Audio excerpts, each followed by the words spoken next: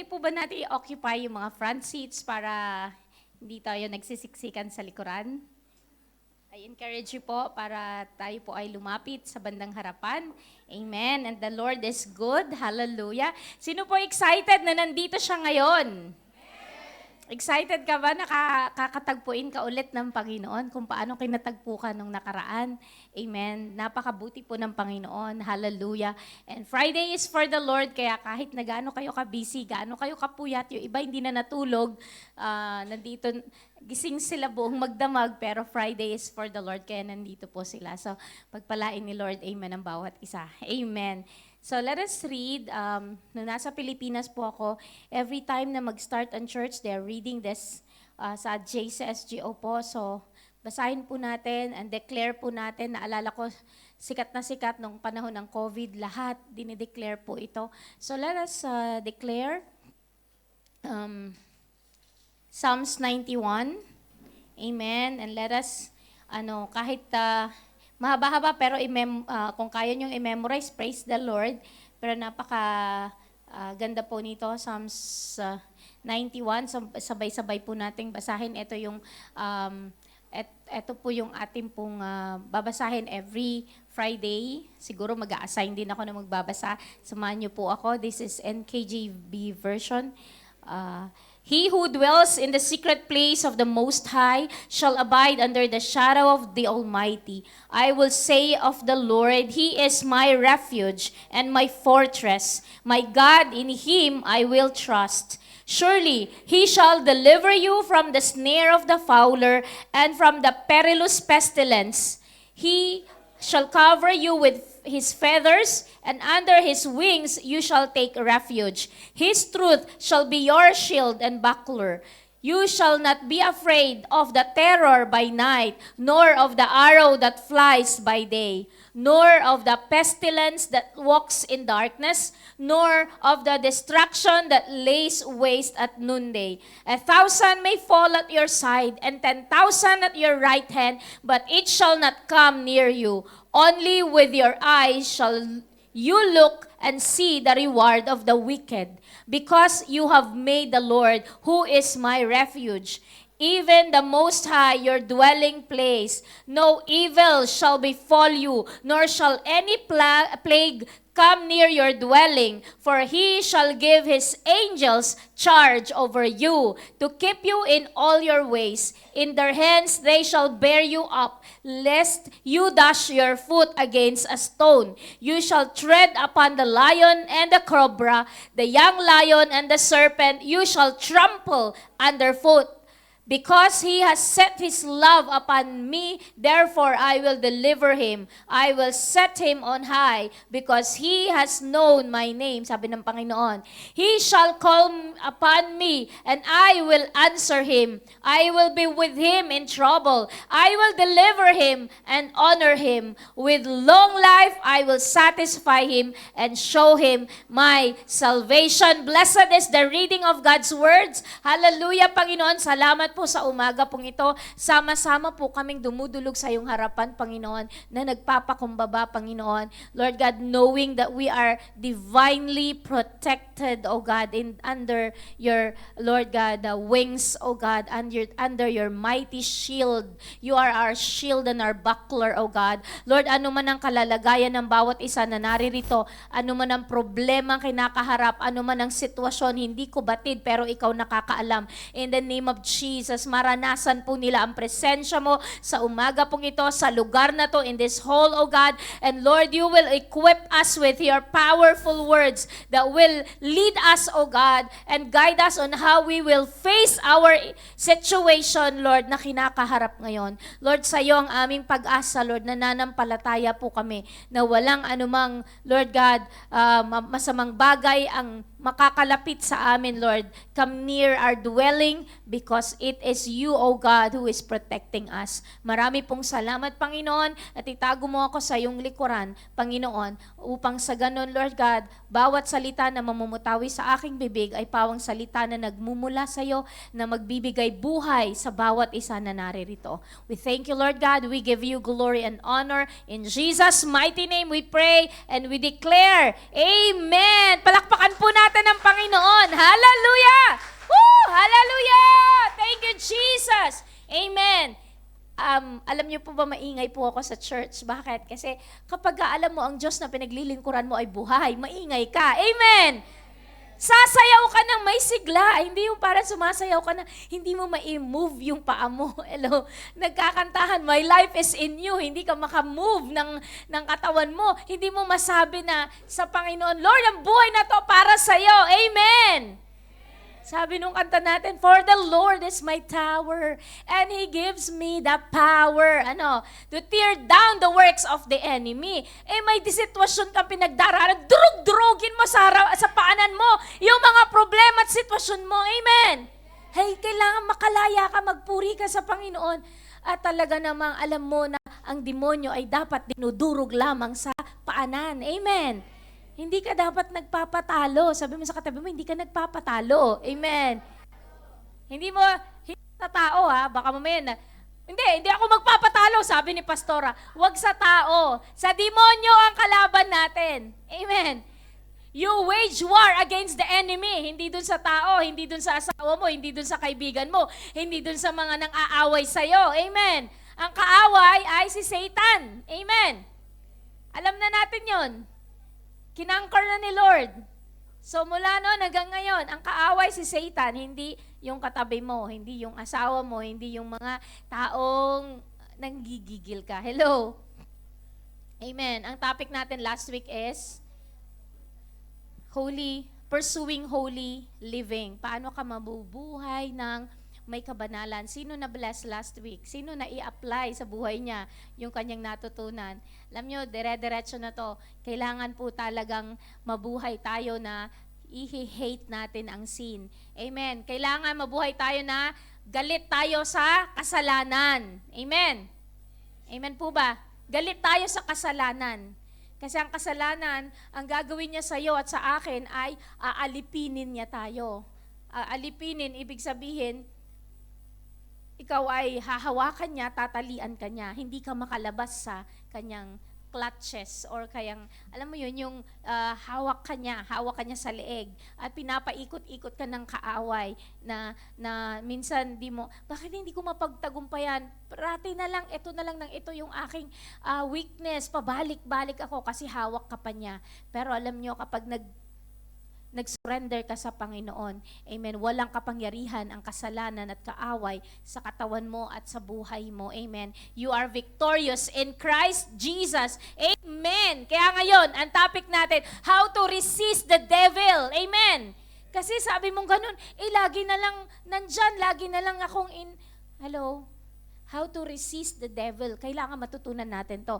Medyo brace yourself, lalo na sa mga care group, please po, pray as I preach kasi napakahalaga po ng topic and sa inyo din po ng mga baguhan.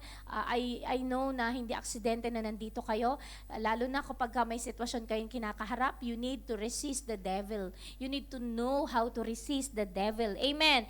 So anong warning? 1 Peter 5 verse 8, be alert and sober mind. Your enemy, the devil, prowls around like a roaring lion looking for someone to devour. Ang kaaway ay aali-aligid at naghahanap siya ng kanyang masisila.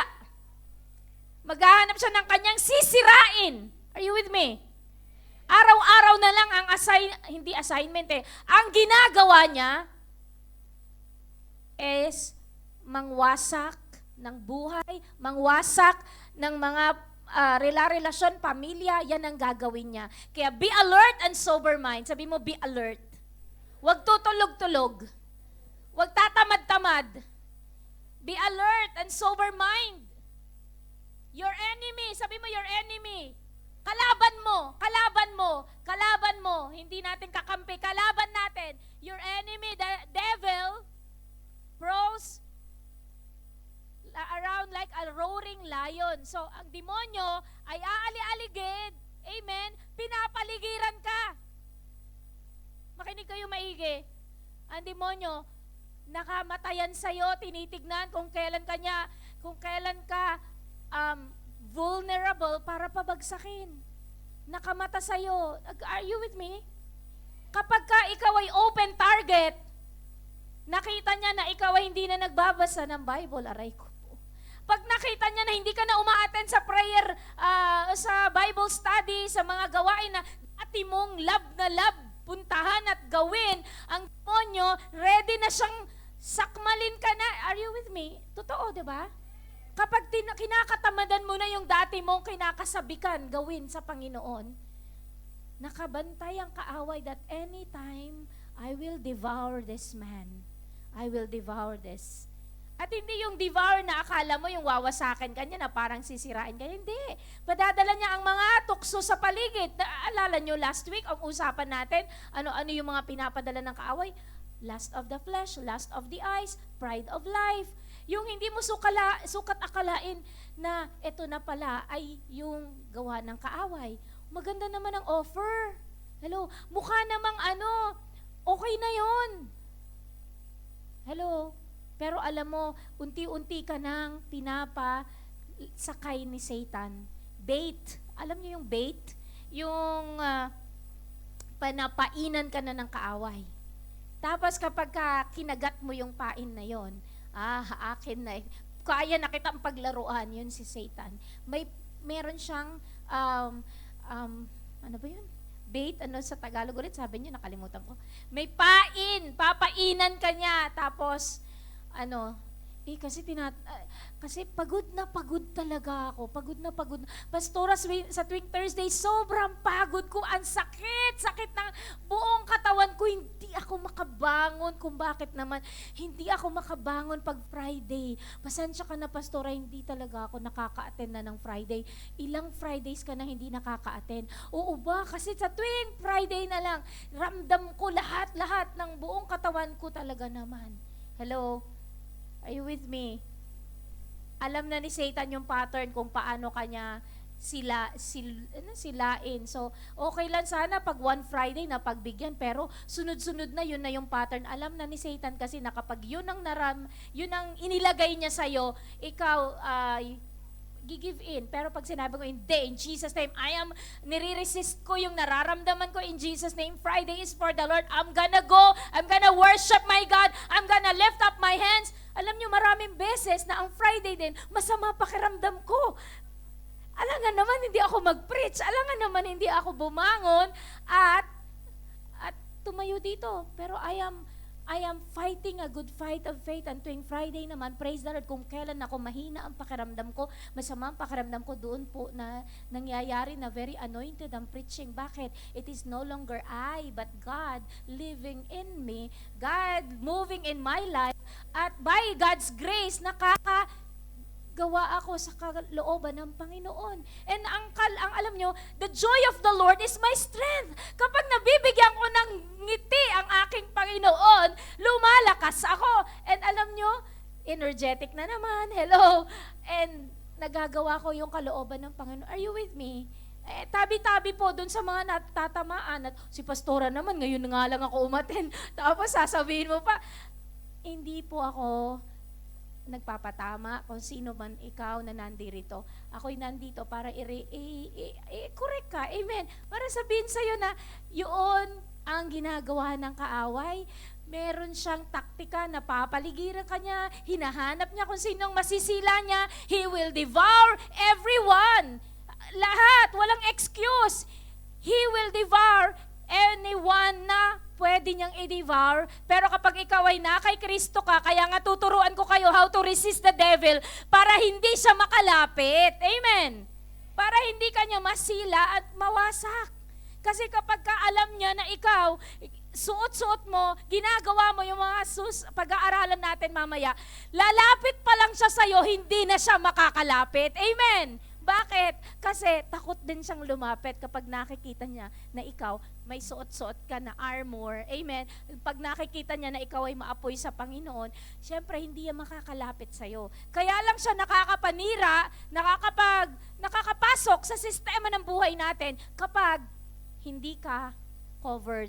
Kapag hindi mo ginagawa ang pagre-resist sa demonyo. Kapag hindi mo siya na-resist, therefore, papasok ka niya. Sad to say, are you with me? Kaya kailangan pag-aralan natin as a church so that we know how to resist the devil. Amen. Sabi mo sa katabi mo, handa ka na ba? Handa ka na ba? Kailangan matutunan nating lahat. Hindi lamang po iilan ang gusto kong matuto. Hindi lang dito, hindi lang dito, hindi lang dito. Lahat po sa atin na nandirito at pati ang mga nasa online, ang dalangin ko po that you will have the opportunity to listen, amen, and hear, amen, how to resist the devil at kayo mismo matutunan ninyong i-resist ang demonyo. Amen po ba? Amen. John 10:10. The thief, si Satan, does not come except to steal and to kill and to destroy. I have come that they may have life and that they may have it more abundantly. Si Satan, ang kalaban, thief, magnanakaw siya, nanakawan ka niya, amen? Nanakawan ka niya ng kalusugan mo, ng kagalakan mo, nanakawan ka niya. Kapag nakita niya na masayang-masaya kayo, pamilya, gusto niya wasakin ang pamilya mo. Amen. Kapag maapoy na maapoy kayo, he want to kill you. He want to stop you from doing what God wants you to do. So si Satan, he wants to kill you, he wants to steal, and he wants to destroy you. Nandyan siya, ang gusto niyang gawin ay wasakin ka. Amen. Are you with me? Hallelujah. Thank you, Jesus. But God is victorious. Kahit na anong plano ng kaaway sa buhay mo, magtatagumpay ka sa Panginoon kapag si Lord ay sinisik mo. Kaya nga sabi ko last week, soak in the presence of the Lord. Kapag ka ikaw ay nagsosok sa presence ni Lord, binababad mo ang sarili mo sa presensya ni Lord, magtatagumpay ka. Pero kapag hindi mo binababad ang sarili mo sa presensya ng Panginoon, saan ka nagbababad? Sabi ko nga sa inyo, saan mo binababad ang sarili mo? Tanungin mo nga yung, saan ka nagbababad, sister? Ano ang pinagbababaran mo? Hello? Nagbababad ka ba sa salita ni Lord? O nagbababad ka sa problema mo? Nagbababad ka sa, para makalimutan mong problema mo? Nagbababad ka sa YouTube, sa Facebook, sa TikTok, kung saan-saan mo binababad ang sarili mo, but not God. Hello? Kaya tuloy, kapag ka may problema, sabi mo, hindi ako maka-overcome sa problema ko, pastora. Kasi, may kalaban, ninanakawan ka niya, he wants to kill you, he wants to destroy you. Pero ang sabi ng Panginoon, I have come. Sino ang dumating? Panginoon, Jesus. I have come that they may have life and that they may have it more abundantly. Ganon kabuti ang Panginoon. Ang gusto ni Lord, may buhay tayo at buhay na kasiya-siya. Amen. Alam nyo, nung nakilala ko ang Panginoon, ang sarap. Ewan ko sa inyo, sino masarap ang pakiramdam na nakilala ang Panginoon? Buhay na kasiya-siya. Alam mo, kahit na mahirap ang buhay, pero alam mo na may Diyos ka na tapat sa iyo, amen? Hindi man ngayon meron ka nung hinihingi mo, pero alam mo, mahal ka ng Panginoon at itatawid ka niya sa lahat ng sitwasyon ng buhay mo. Amen po ba?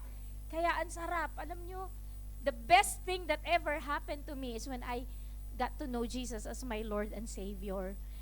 Ang sarap ng pakiramdam na babalik-balikan ko yung panahon na naranasan ko ang pag-ibig ng Diyos sa buhay ko. Ang sarap. Amen. Naiiyak lang ako sa kagalakan na ang sarap pala na andyan ang Panginoon. Amen po ba?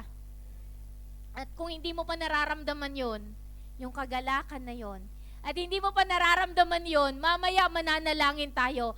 Ibukas mo ang puso mo para sa Panginoon, tanggapin mo siya ng buong buo, maranasan mo, alam mo pati yung bigat ng problema mo, gagaan. Bakit? Sabi sa Biblia, kayo, ano imbitasyon ni Lord? Kayo na may kabigatan na nararamdaman. Come to me, sabi ng Panginoon, all you who are heavily laden, and I will give you rest. For my yoke is easy and my burden is light. So kapag lumapit ka kay Lord, lahat ng kabigatan na nararamdaman mo, inilalatag mo lang sa Kanya, Lord, ang bigat na eh. Hindi ko na kaya, Lord eh. Nahihirapan na ako. And then you come to God. And then you are assured na sa dakilang pag-ibig niya sa iyo, tatanggalin niya lahat ng kabigatang nararamdaman mo. Amen. Therefore, John 4 verse 7 to 8, submit to God, resist the devil, and he will flee from you. Draw near to God, and he will draw near to you. Cleanse your hands, you sinners, and purify your hearts, you double-minded. Himayin po natin to. Therefore, submit to God. Okay? Ano po ang sekreto para ma-resist ang demonyo? Wala nang iba kundi sumubmit kay Lord. Sabi mo sa katabi mo, submit to God. Submit to God. Submit to God. Amen. Submit to God. Resist the devil and he will flee from you. Kasi kapag resist ka ng demonyo pero hindi ka nagsasubmit kay Lord, mali ang procedure mo. Una, submit to God. When you submit to God, kailangan pati lahat ng mga katigasan ng puso mo, lahat ng mga bagay na na ikaw ang nasusunod hindi si Lord. Dapat when you submit to God, you submit your will to God. Lord, I submit to you, Lord, yung mga bagay na ayaw mong, na hindi ko mai-submit sa'yo, sinasubmit ko na sa'yo. Minsan madali lang sabihin sa bibig, pero yung totoo, yung puso mo hindi nakasubmit kay Lord So you submit to God with all your being. Buong pagkatao mo, mag-submit ka kay Lord. Amen po ba?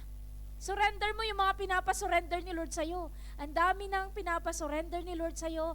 Madami ka na narinig na preaching. Madami ka nang pinagdaanan.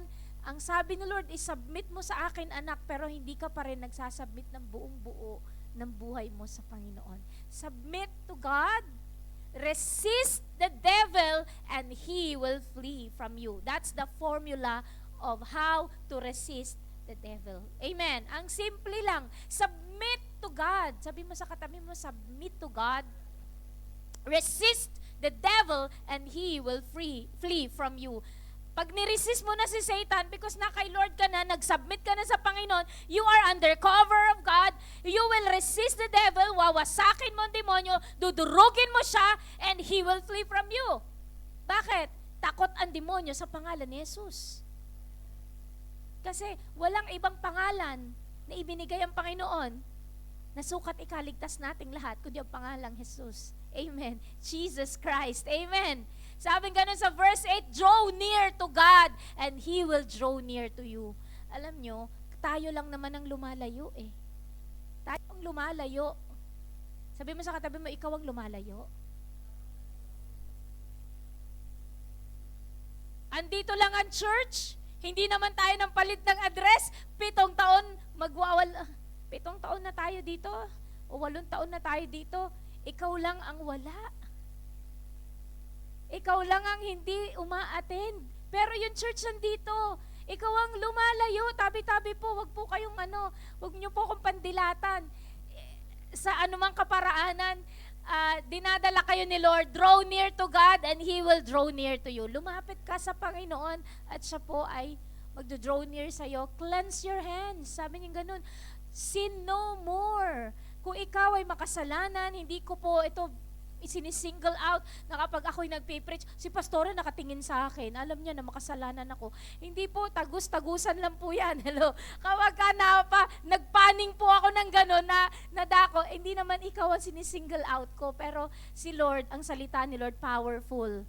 Kahit hindi pa ako nakatingin sa'yo, kahit nandun ka pa sa children's room, pero ang salita ni Lord ay powerful. Ito ay mabisa sa wawasak ng stronghold ng kaaway. Amen. The Word of God is powerful. Amen. Na it pierces to the dividing asunder of soul and spirits, bones and marrows. So, in Tagalog, tumatagos sa kaibuturan ng ating mga kasukasuan. Amen. Para ang salita ni Lord ay baguhin tayo. Alam yun, sagad to the bones ang salita ni Lord. Amen. Kapag nasasaktan ka si pastora talaga, ang sakit-sakit niya magsalita. It's the Word of God na pilit kanyang binabago. Masakit sa totoo lang pagka tinamaan ng salita ni Lord.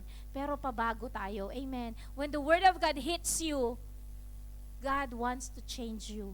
Amen. Amen. So cleanse your hands, maglinis kayo, hindi naman yung kamay nating physical, kundi yung kamay natin na gumagawa ng kasalanan. Amen. Purify your hearts, you double-minded. Pati minsan, ang puso natin kasi puno ng kasamaan. Sabi nga sino ang makaka-discern ng puso natin, si Lord lang. Pero ang kasamaan nandito, hindi alam ng ibang tao, ngingiti-ngiti ka, pero may masama ka palang motibo. Only God sees the heart. Pero magpalinis tayo ng puso natin sa Panginoon. Amen. Palinis tayo kay Lord. Lord, linisin mo po ako, Panginoon. Ayaw natin na may mga sama ng loob, puot, galit sa puso natin. At ilinis natin ito sa Panginoon. Amen. Hallelujah. Thank you, Jesus. Magpatuloy tayo. Are you ready? Amen. Tuloy natin. Are you ready? Samahan niyo po ako magbasa. Amen. 2 Corinthians 10:3-5. Alam niyo, spoon feeding tayo, no? Binibigay na namin ang verse. Hindi na kayo nagbabasa ng Biblia ninyo. Wala na kayong ginagawa. Pero sa totoo lang, mas mainam na may sarili kayo Biblia, may sarili kayong notebook, sinusulat ninyo. Kasi napaka-generous namin pagkatapos ng church, ifo-forward sa group. Lahat ng mga, kaya katamaran na nangyayari eh. Bakit? Wala na nagbabasa. Bakit? Ibinigay na lahat. Hello? Pero I challenge you, church. Be serious in your relationship with the Lord. Hindi porke binigay na namin lahat, wala na kayong gagawin. Minsan nga dapat wala ng PPT para sila nagkakalkal din ng Biblia nila. Hello, para pero we're giving you everything. Sa sa pagbibigay po namin sa inyo lahat, kayo mismo ay magkaroon din po kayo ng appetite to learn, to seek God, to know God in a deeper way. Amen. Mas malaliman. Hello, na pag-aaral. 2 Corinthians 10:3-5. Hindi po ako galit. Binibigyan ko lang kayo ng mga insights. Dapat seryoso tayo. For though we walk in the flesh, we do not war according to the flesh. For the weapons of our warfare are not carnal, but mighty in God for pulling down strongholds, casting down arguments, and every high thing that exalts itself against the knowledge of God, bringing every thought into captivity to the obedience of Christ. Ang haba nun, tapos malalim. O sige, himay-himayin natin. For though we walk in the flesh, kahit lalakad po tayo dito sa flesh po natin, ang kalaban po natin ay hindi flesh. Hindi yung katabi mo ang kalaban mo. Hindi yung, are you with me? Ang kalaban mo, demonyo. Hindi po. Yes, flesh po tayo. Nandito tayo, buhay tayo physically. Pero ang kalaban po natin, yung demonyo o yung spirito na kumukubabaw dun sa taong kagalit mo, dun sa taong gumagawa ng masama sa iyo. Yun po ang kalaban natin. For the weapons of our warfare are not carnal. So ang labanan po natin, ang weapons na meron tayo, hindi rin po physical or carnal. Ang meron po tayo sa warfare na to is, sabing ganun, but mighty in God for the pulling down of strongholds. Yung meron tayong weapon, ay kaya nating i-pull down ng stronghold ng demonyo, kaya nating wasakin ang kuta ng demonyo. Ano yung meron tayong weapon? Nagkakaintindi tayo? Dinadala ko kayo sa medyo higher na po ito. Hindi po siya simple, pero sana maintindihan ninyo. So nasa isang labanan tayo, at ang weapon na dala po natin ay hindi lamang po yung salita natin. Na kapag sumigaw tayo, kaya kumakaripas ang demonyo kasi sumisigaw. Si pastor sigaw ng sigaw. Yun po yung personality ko. Pero kapag may kapangyarihan ka na nasa iyo, galing sa Panginoon, kahit na mahinahon ka lang, in Jesus' name, ikaw sakit, lumayas ka sa pangalan ni Jesus. Lalayas. Kasi it's not yung lakas ng boses mo kaya natatakot ang demonyo. Yung kapangyarihan nasa iyo, kaya natatakot ang demonyo. Pero maingay lang talaga ako. Personality ko lang po yun. Pero pwede kayo magpalayas ng demonyo kahit na kalmado lang kayo kapag alam niya na ikaw may Kristo sa puso mo at ginagamit mo yung weapon na binigay ni Lord sa iyo, tatakbo yun. Hindi yun makakalapit. Sabing ganon, casting down arguments and every high thing that exalts itself against the knowledge of God. So kaya nating wasakin kahit yung mga karunungan na mga, ang dami nilang mga arguments na hindi nakakalugod kay Lord. Halimbawa, makipag-argumento sa'yo, makidebate sa'yo, hindi, ganito ang Diyos, ganito, hindi Diyos, si Jesus Christ, blah, blah, blah. Ang dami nilang sasabihin, kaya mo po itong, i-cast down lahat ng arguments na to. Lahat na nagyayabang, ine-exalt niya ang sarili niya against the knowledge of God. Sasabi niya, walang Diyos. Hello, kahit na ano pa yung mga marinig mo, kaya mo tong wasakin, ito'y mga kadiliman o nilagay ng kaaway sa isipan, blindness na inilagay ng kaaway sa mga kausap natin para hindi sila maniwala sa Panginoong Hesus. Nagkakaintindihan tayo? So itong verse na to, paborito ko to, ang ganda-ganda nito kasi ang kalaban natin ay hindi flesh. So minsan may mga taong harsh, kung bugbugin ka, bugbog sarado ka pa. Alam mo yun, dahil alam nyo, hindi yun ang kaaway nyo Pero nakakagigil din, parang gusto mo ring lumaban, physical din ang labanan, pero hindi. It's the spirit within the person ang kalaban natin, hindi yung tao. Amen. Bringing every thought into captivity to the obedience of Christ. So bawat isa, we pray, yung ating mga kaisipan po ay maging captive in obedience of Christ. Na pag may pinapagawa si Lord, sumunod ka lang, kapatid. Amen. Ang dalangin ko, ang bawat isa sa atin, itong kongregasyon na to, will be brought into captivity in obedience of Christ. Para kung ano yung utos ni Lord, siya yung susundin natin. Hindi utos ni Pastora, utos ni Lord, susundin natin. Amen po ba? Sino gusto sumunod sa Panginoong Yesus? Sino in love sa Panginoong Yesus? Sino si Jesus ang first love niya? Susunod ka ba sa papagawa ng Panginoon? Susunod ka ba sa nais ng Panginoon sa buhay mo? Dapat common ground, lahat tayo susunod. Amen. Para nagkakaintindihan tayo. Ephesians 6:10-20. Ito, how to resist the devil. Kailangan matutunan mo to. Walang kukurap, wag lilipad ang isip. Amen. Manatili kang nakatuon sa salita ni Lord. Basahin natin ng sabay-sabay. Finally, my brethren, be strong in the Lord and in the power of His might. Put on the whole armor of God, that you may be able to stand against the wiles of the devil. So meron kang isusuot na armor, parang pakikidigma. Naiintindihan ninyo? So may digmaang nagaganap, spiritual na digmaan. Amen. And so kailangan po tayong maging handa. Sabi mo sa katabi mo, maging handa, alert, be alert. Amen. Yun ang verse natin sa bungad.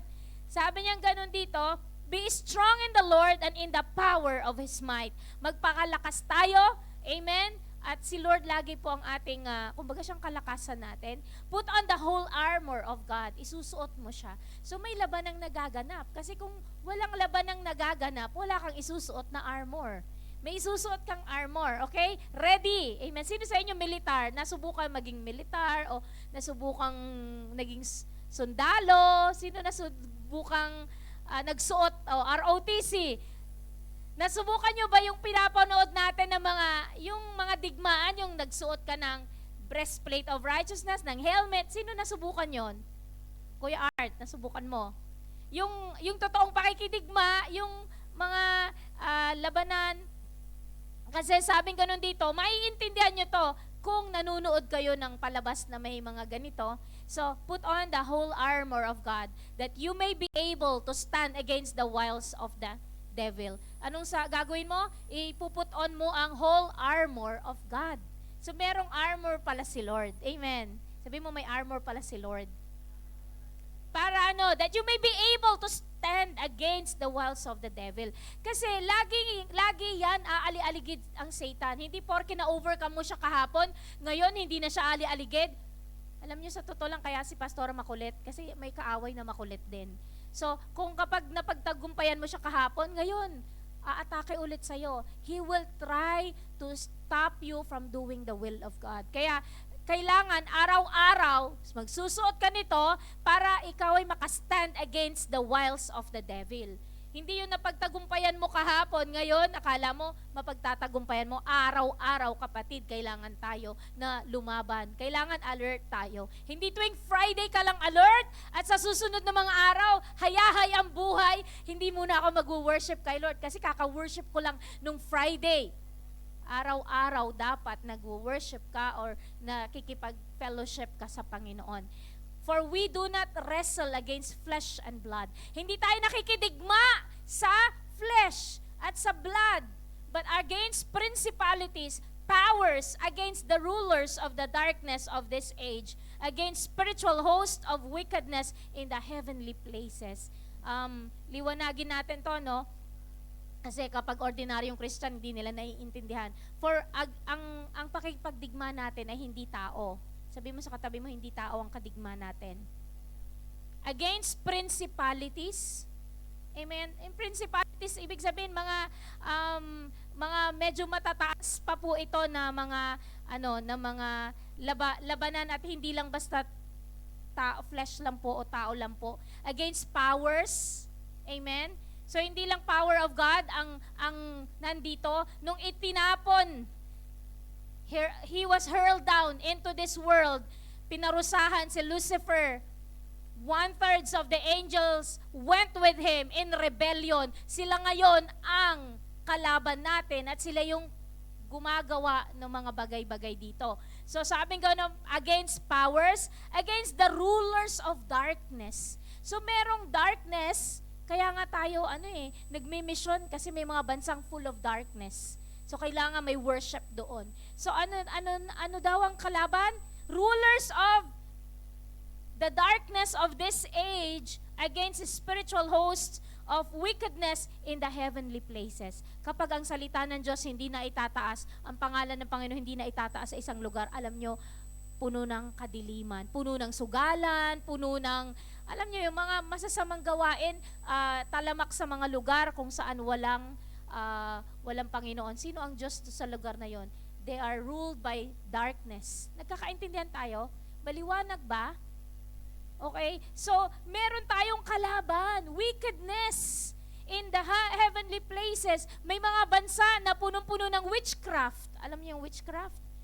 May mga bansa, kaya nga maraming deliverance na nagaganap, lalo sa bansang Africa. Pero sa Pilipinas din, may mga lugar sa Pilipinas na marami ding mga kuta ng kaaway, demonyong, kaya kailangan ng deliverance, kailangan wasakin ang gawa ng kaaway. Nagkakaintindihan tayo?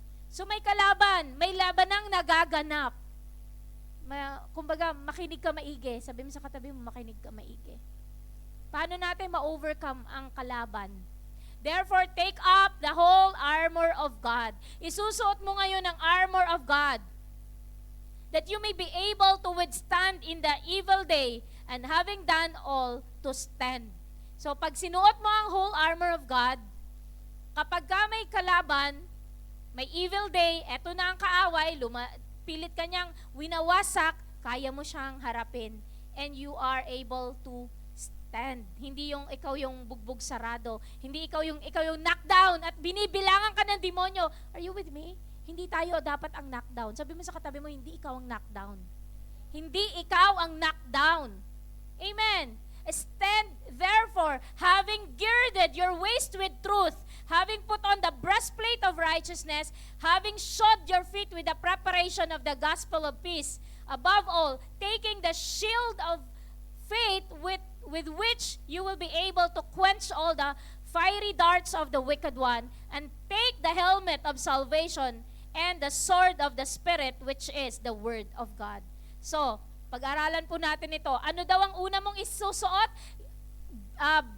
Waist, belt of truth. O dito, waist with truth. So, kumbaga, stand therefore, isuot mo yung belt of truth. Ano po ang belt of truth? Word of God. So, spiritual ang armor natin, hindi siya physical.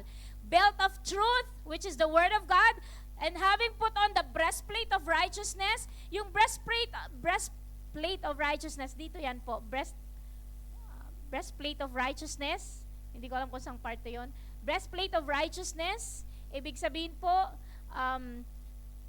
nabubuhay tayo ng may kabanalan, ng katuwiran. Hindi po tayo gagawa ng mga bagay na hindi nakakalugod sa Panginoon. Yun po yung breastplate natin. Amen. And having shod your feet with the preparation of the gospel of peace.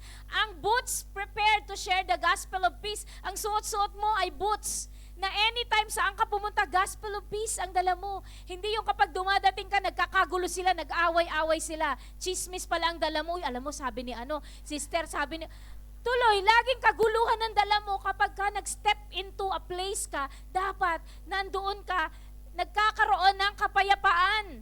Nag-aayos ang mga hindi ayos ang relasyon. Inaayos mo sila.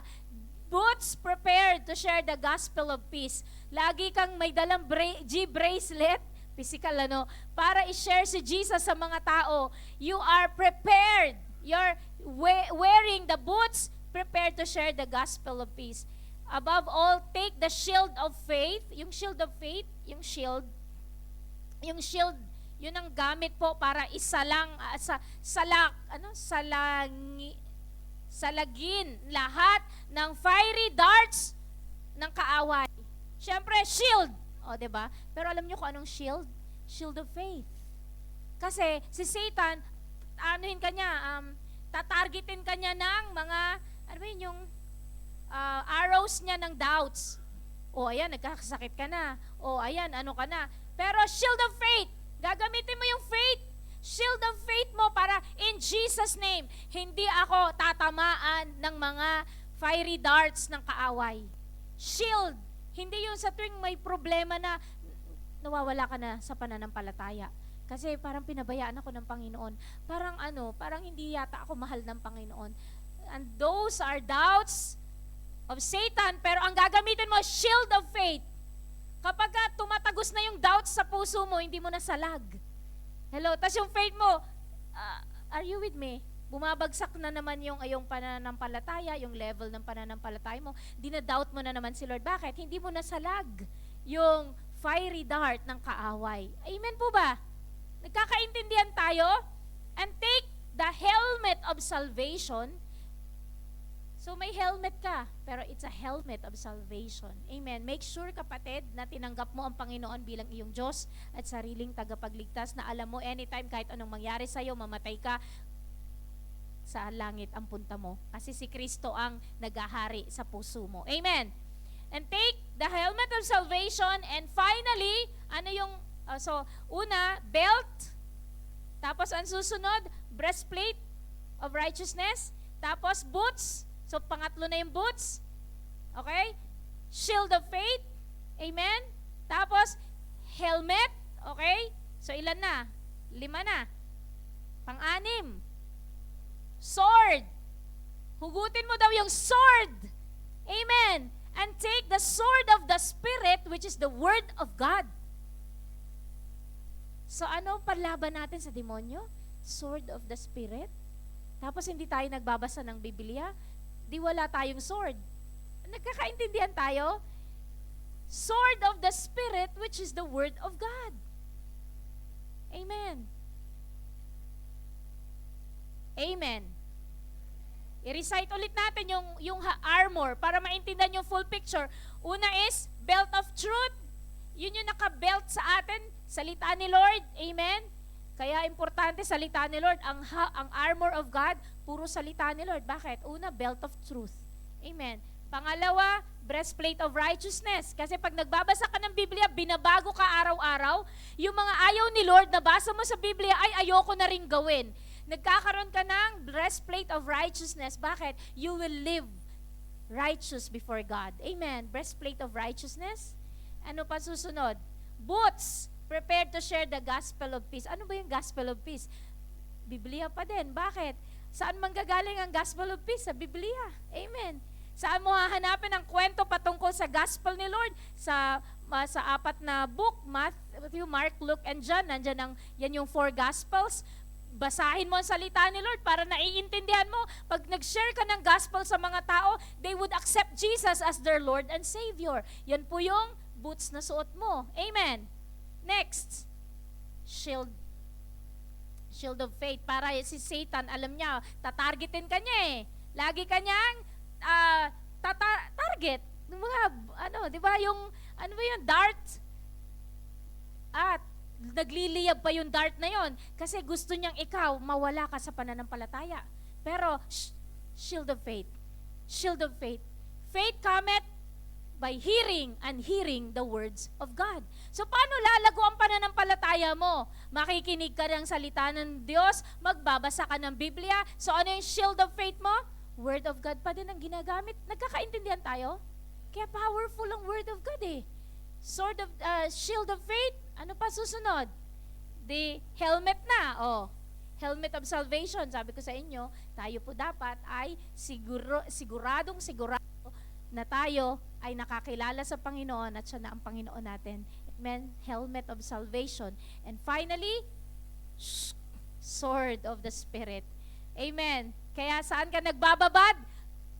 Sa Word of God, lalong makinang ang iyong sword. Hello, bakit? Masyado yung sword mong matalas. Kaya niyang wasakin ng demonyo. Bakit? Kasi ikaw ay nagbababad sa salita ni Lord. Amen po ba? Can I hear an amen? Sino magbababad sa salita ni Lord? Para ang kanyang sword na gagamitin na iwawagayway niya at ang demonyo ay mawawasak.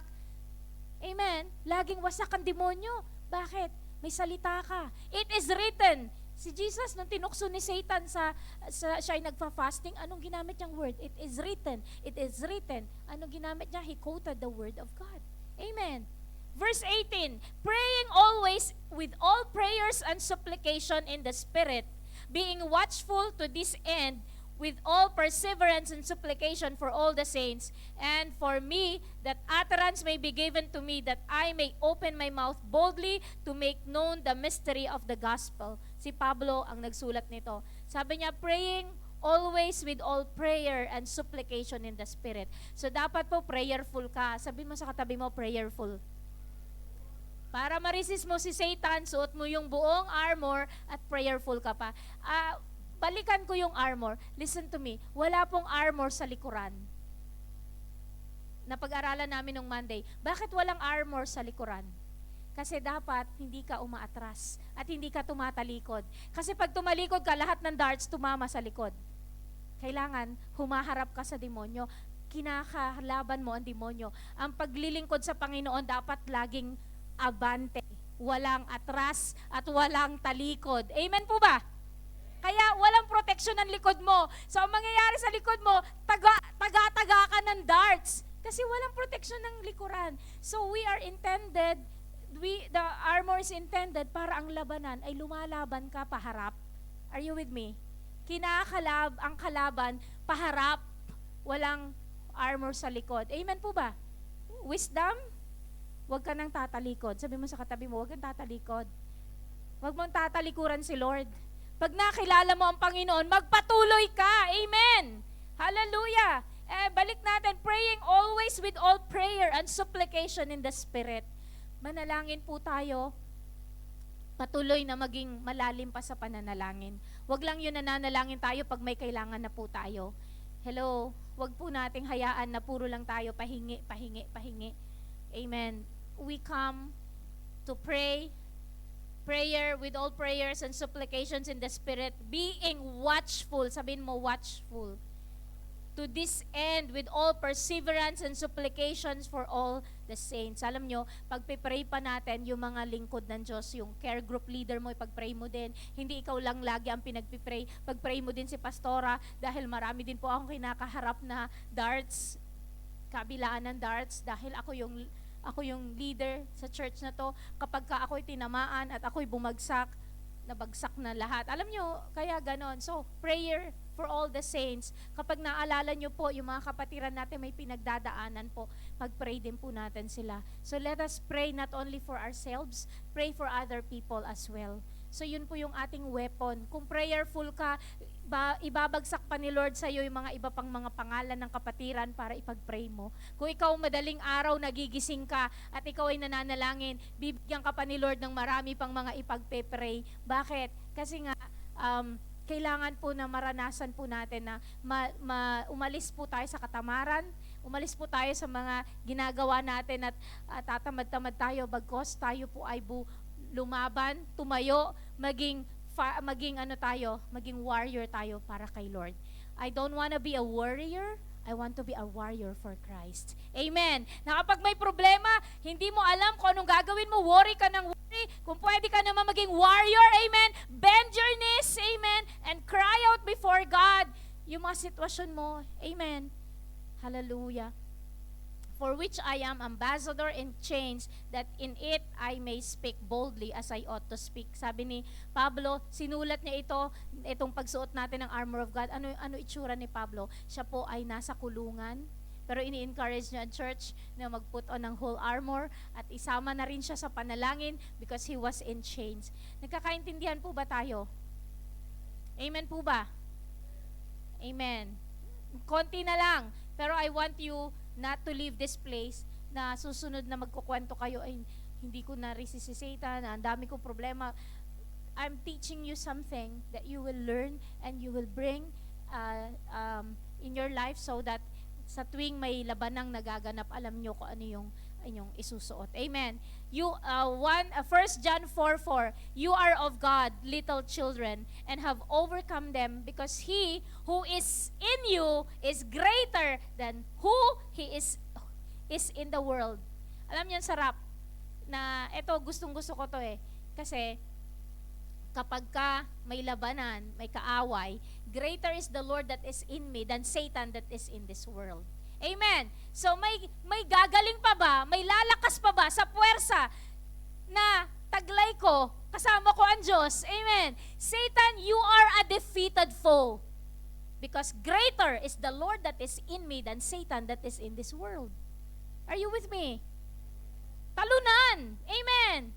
Kaya pwede mo siyang, kumanta ka kanina na, and bring the powers of darkness underneath my feet. Tapos dinudurog-durog mo pa siya. Kasi sa totoo lang, walang kapangyarihan ang kaaway over our lives because we have Jesus in our lives. Amen po ba? Sino sa inyo naniniwala? Ano man ang problema, sitwasyon na meron ka, mapagtatagumpayan mo kasi kasama mo ang Diyos. Amen. So greater is the Lord, sabi natin, greater is He that is in me. Ulitin natin, greater is He that is in me than he that is in the world. Mas makapangyarihan siya na nasa akin kesa siya na nasa mundong ito. Amen po ba? What a powerful memory verse. 1 John 4:4, ang daling i-memorize. Amen. Yun ang kabisado ko, bata pa lang ako Yung greater is he that is in me than Satan that is in this world. So ano pang ikakatakot ko? Amen. Tumayo tayong lahat sa Panginoon. Amen. Hallelujah. And we will resist the devil. Amen. Tumayo tayong lahat at patuloy na dumulog tayo sa Panginoon. Amen. Hallelujah. Sabi sa Philippians 4:13. And I love this verse. Sa totoo lang, siguro bata pa lang ako, I was trained to be a warrior. Itong mga verses na to, buhay sa puso ko kasi alam ko, ang demonyo ay talunan. Amen. I can do all things through Christ who strengthens me. Amen. Hallelujah. Praise the Lord. Kapatid, may pinagdadaanan ka ba? Nahihirapan ka i-resist ang kaaway? Lugmok ka pa ba sa kasalanan? Sabihin mo na, sasabihin mo, Pastora, hindi ko alam, patuloy pa rin ako sa kasalanan. At ang hirap niyang i-resist. I'm still in bondage. Can we just close our eyes? And I don't want you to look at each other. Gusto ko yung mensahe ni Lord personal. At kung ikaw, kapatid, ay alam mo sa sarili mo na nangungusap ang salita ni Lord sa'yo.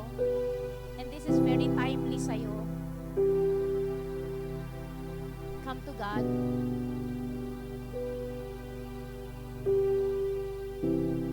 We're sharing this because it's open. Nasa Biblia naman. We need this wisdom so that we can overcome the enemy. Kasi hindi kalooban ni Lord na tayo ay talunan. Bagkos binigyan niya tayo ng mga salita niya para gamitin natin upang wasakin ang kuta ng kaaway, upang i-pull down ang stronghold ng kaaway. Gaano man kabigat, gaano man kakapal ang stronghold na ginawa ng kaaway sa buhay natin, maaring sa pamilya natin, it's generational curses. Mula pa ninuno hanggang ngayon, nandoon na yung kasalanan na yon. Pero kaya ni Lord wasakin ang mga curses na yan. Sabi mo, Pastora, may may bisyo sa pamilya namin na nananalaytay sa dugo ko. Mula pa sa ninuno. That's bondage from the enemy, pero kaya kang palayain ng Panginoon ngayon. Just come to God, huwag kang mahiya. Nandito tayo, tutulungan ka namin. We will destroy the stronghold of the enemy in your life. Kung ano man yung nararamdaman mo sa puso mo na alam mo na bondage, I'm in bondage. Any bondage na meron ka, huwag kang mahiya. Between you and God, hindi ko po kakalkalin yun. Ikaw lang at si Lord. I am just here to pray for you. All these bandages. May mga bandage, maliit o malaki. Bandage of pornography, nanunood ka ng mga pelikula or mga sa internet, sa YouTube, o ano pa yan. Anything that you are in bondage of. Gusto ka ni Lord palayain ngayon. And now is the time.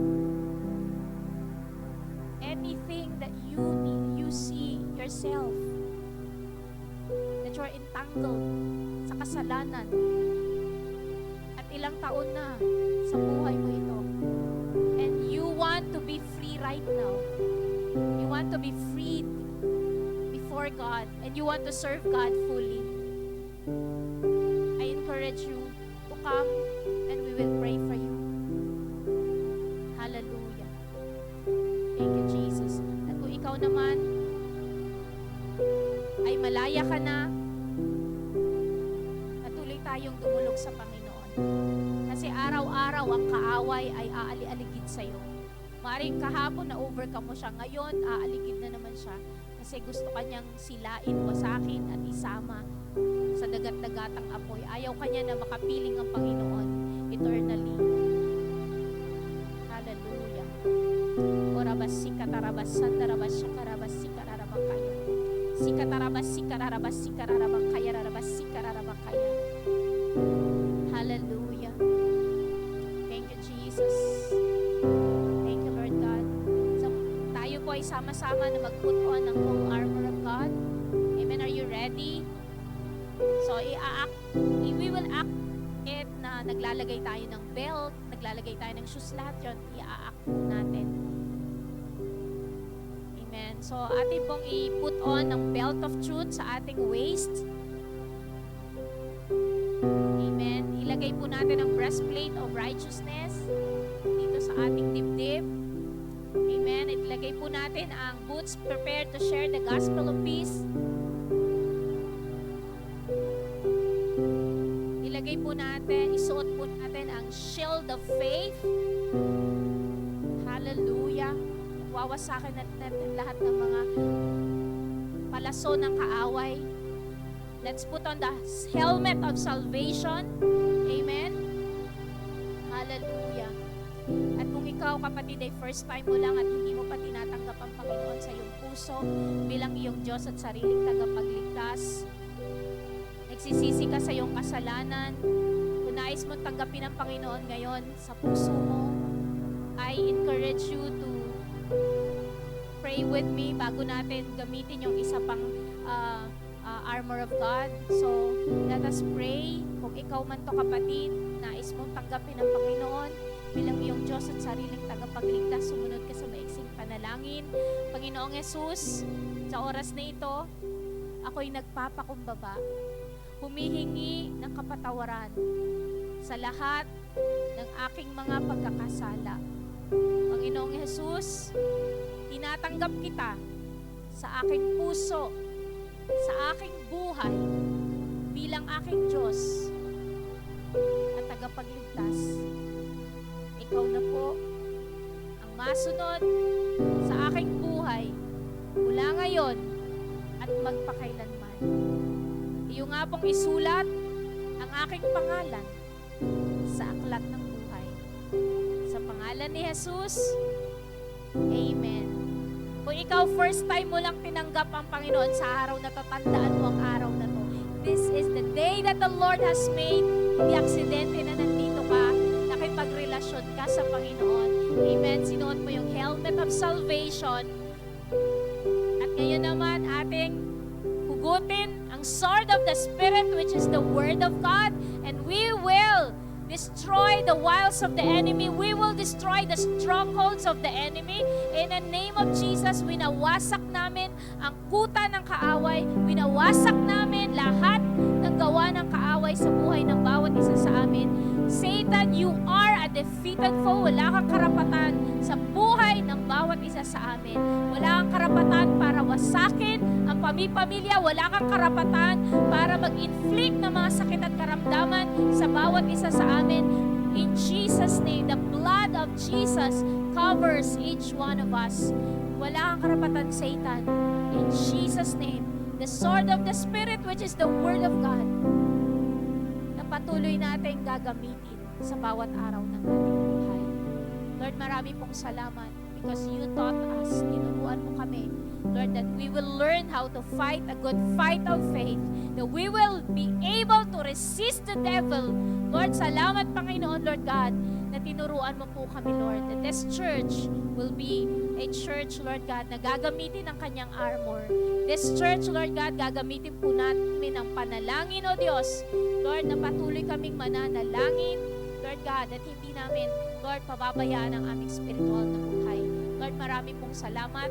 And this church is a victorious church. Marami pong salamat sa iyo ang papuri, paggalang at pagsamba.